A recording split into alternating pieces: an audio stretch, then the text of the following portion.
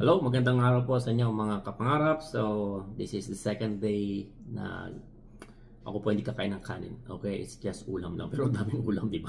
Hindi ko makaubusin po lahat ito, okay? Meron po tayo ditong buto-buto ng manok. So, yung anak ko kasing si Bella, hindi niya kinakain yung mga buto. So, ako nakakain ng tira niya. Sayang naman ko itatapon natin. And meron tayo ditong pitong bangos. Ayan. Pitong bangos. At saka, meron tayong munggo po ito, ginisang munggo na meron ding halong manok at gulay po. Okay? So yun lang po ating kakainin, and meron tayo ditong sausawan na toyo at sili. So wala muna tayong rice po mga kapangarap. Kaya natin muna diet muna. Okay, pero masarap rin nakakamay kahit po wala tayong kanin, no? Higup-higup na ng sabaw.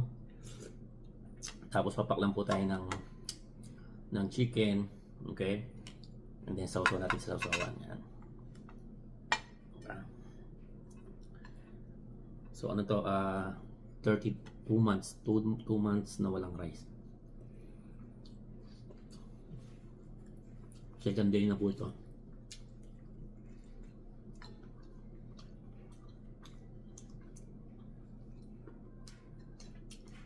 Sinasap ng gatong buto, no? Yan, yung ribs niya. Ang lutong pa nung parang sitya ko, ang lutong. Yan po, hindi makawala ng ating sili.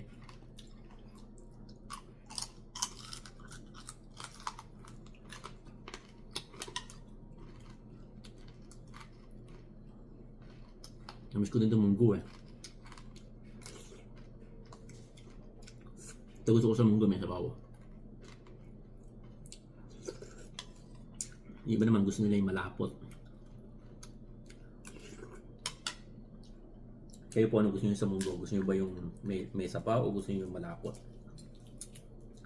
Ayoko ng sobrang lapot. Basta alas ko meron ako nahihigo na sabaw. Agree ba kayo sa akin na ang masarap sa manok lagay yung buto-buto? Ayoko ng puro laman. Kasi mga bata ayaw ng buto. Gusto nila puro laman. Parang nung bata din ako. Pero ngayon, mas gusto ko yung merong buto.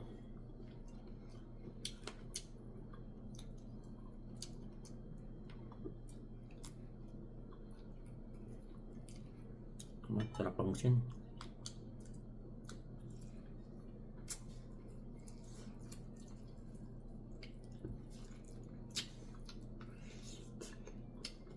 Munggo ni mami. Meron siyang gulay. Meron sa kamatis. Yung gulay niya yung pechay. Sarap. Perfect na perfect. Lapit natin ng konti para makita niya po. Tapos may manok din siya yung buto-buto. Kasi malasa yung buto-buto para isawag sa ganitong klaseng luto.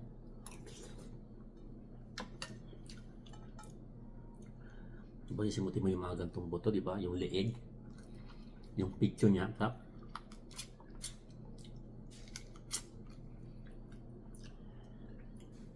Kaya yung puwit niya.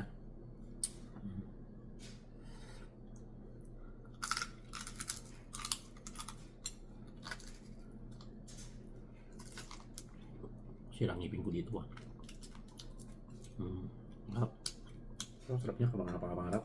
Grabe. Ang lutong ah. Ang pagkakaprito niya, grabe. Solid. Sarap. Nakalimutan na po yung isda. Ang isda din po niya crunchy. Ito yung maliliit na bangos kaya hindi masyadong matinik. Pero masarap din po siya sa sili talaga. Tsaka suka toyo po to. Diba? Tapos sa bawah. Diba? Tipet. Wala pa baling kanin. Ulam na lang.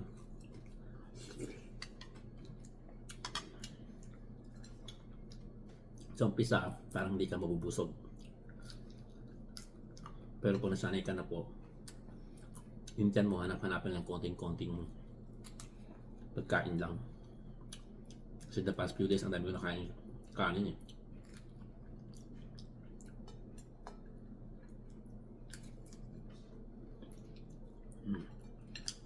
Sarap na na. Yung si Bella ko. Kanya po yan eh. Tinira niya. Ako na lang uubor.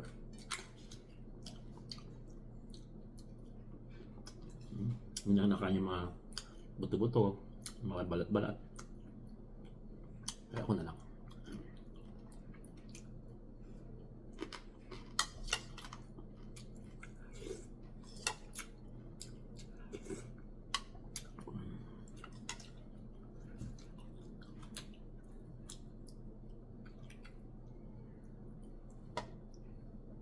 Sausawan natin.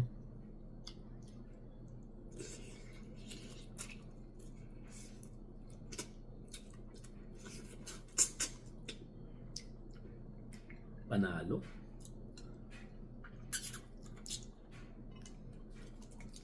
Yung isda na to, panalo din kasi yung bangus natin maliliit. Hindi masyadong, yung tinik, may tinik man pero hindi malaki yung tinik. Hindi sasabi sa lalamunan mo. Pwede mo kainin tinik.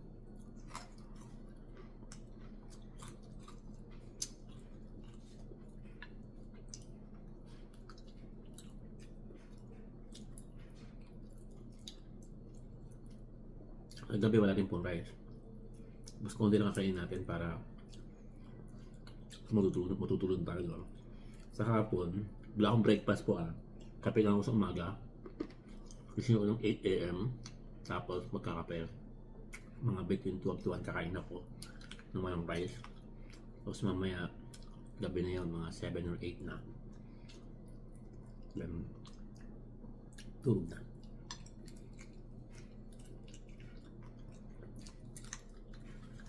Papayat ako niyan. Tapos sabi natin ng gym. Diba?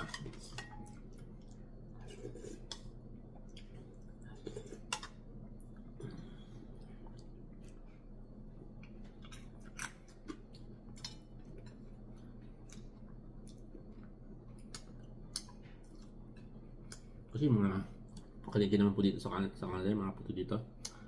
Wala silang kanin. Kasi silang rice. More on potato sila.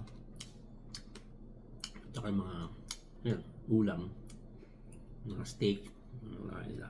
Siyempre mahal din yung steak, no? Di ba din araw-araw mag-steak tayo. Mag-steak.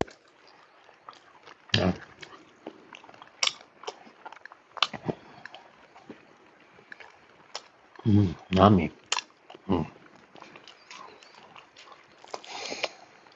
Ito yung ribs, ang sarap yung mabuto na yan, yung kukuhanin mo yung lamang sa buto. Sarap.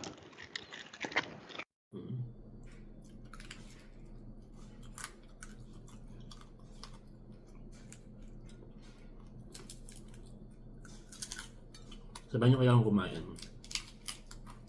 Kumakain ba kayo ng habang nanonood?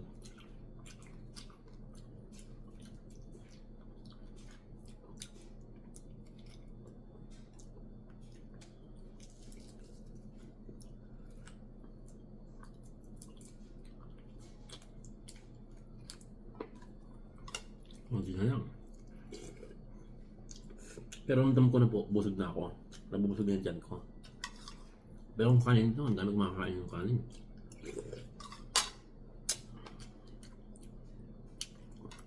Lakas kasi makalak ng dyan yung kanin.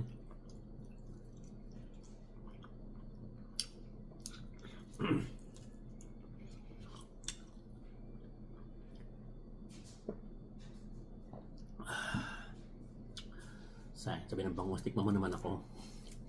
Sabi niya, nakalimutan mo naman ako. Nalitan ako na kay Harold. Sa kay Pia. Sa kay Mami. Ako sa akin itong buntot. Para saan dinaing. Sarap.